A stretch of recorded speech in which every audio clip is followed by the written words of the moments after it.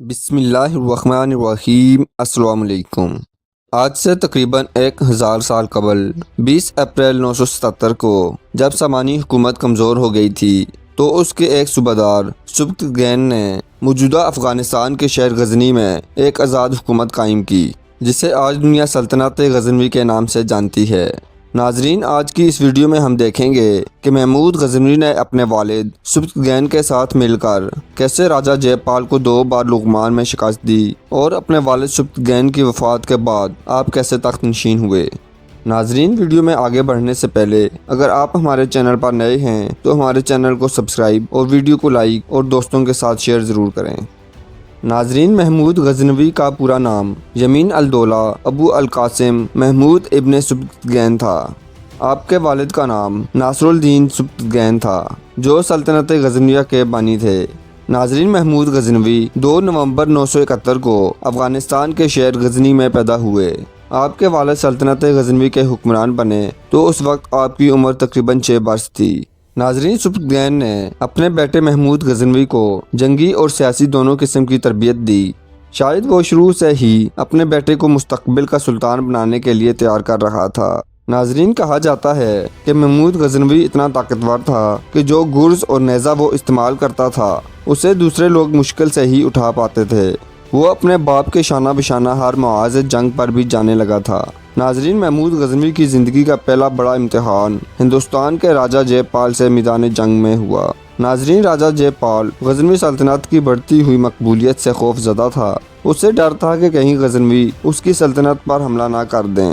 ناظرین، راجہ جے پال غزنوی سلطنت کے دارالحکومت غزنی پر حملے کے لیے نکلا تو دوسری طرف سبکتگین اور اس کا بیٹا محمود غزنوی بھی مقابلے کے لیے نکلے اور لغمان کے علاقے میں دونوں فوجوں میں جنگ ہوئی۔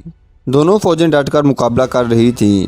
ناظرین، جے پال کی فوج میں زیادہ تر سپاہی پنجاب سے تعلق رکھتے تھے اور زیادہ سردی کے عادی نہیں تھے۔ ناظرین، آپ اتفاق سمجھیں یا کچھ اور، میدان جنگ میں برف باری شروع ہو گئی۔ چونکہ جے پال کے سپاہی زیادہ سردی کے عادی نہیں تھے، برف باری اور سردی کی وجہ سے راجہ جے پال کے سپاہی بیمار ہونے لگے اور جانور مرنے لگے۔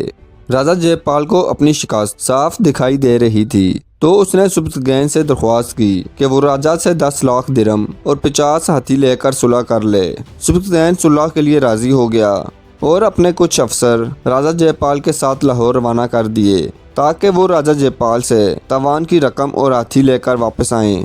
لیکن ناظرین، راجہ جے پال کے ذہن میں کچھ اور ہی چل رہا تھا۔ جیسے ہی وہ لاہور پہنچا تو اس نے سبکتگین کے افسروں کو قید کر لیا اور نئی جنگ کی تیاریاں شروع کر دیں۔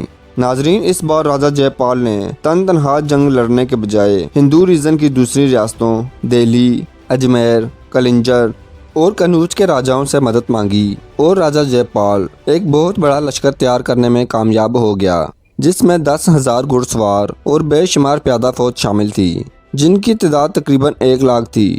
ناظرین، راجہ جے پال اس لشکر کو لے کر ایک بار پھر لغمان جا پہنچا۔ ناظرین، دوسری طرف سبکتگین بھی مقابلے کے لیے لغمان کی طرف نکلا۔ دونوں فوجیں ایک بار پھر لغمان میں آمنے سامنے ہوئیں۔ ناظرین، کہا جاتا ہے کہ سبکتگین کے لشکر کی تعداد جے پال کے لشکر کے مقابلے میں بہت کم تھی، لیکن سبکتگین نے ایک چال چلی۔ اس نے اپنے سپاہیوں کو چھوٹے چھوٹے گروہوں میں تقسیم کیا۔ یہ سپاہی جے پال کے لشکر کے کمزور حصوں پر حملہ کرتے۔ ناظرین، جے پال اور اس کی فوج سبکتگین کی اس چال کا مقابلہ نہ کر سکی اور ایک بار پھر جے پال کو شکست کا منہ دیکھنا پڑا اور سبکتگین آگے بڑھا اور لغمان سے پشاور تک کا سارا علاقہ اپنی سلطنت غزنی میں شامل کر لیا۔ ناظرین، 997 میں سبکتگین وفات پا گئے تو آپ کا بیٹا اسماعیل غزنوی تخت نشین ہوا، لیکن اگلے ہی برس آپ کے بھائی محمود غزنوی نے بغاوت کر دی اور اپنے بھائی اسماعیل غزنوی کو شکست دے کر خود 998 میں غزنوی سلطنت کا سلطان بن گیا۔ ناظرین، سلطان محمود غزنوی کا شمار اسلامی تاریخ کے عظیم ترین جرنیلوں میں ہوتا ہے۔ آپ کے پاس کم و بیش 1 لاکھ کی فوج تھی۔ آپ کی فوج میں عرب، غوری، سلجوق، افغان، مغل اور ہندو سپاہی بھی شامل تھے۔ عباسی خلیفہ نے 999 میں سلطان محمود کو یمین الدولہ کا خطاب عطا کیا۔ ناظرین، غزنوی حکمران علم و ادب کے بڑے مربی و سرپرست تھے۔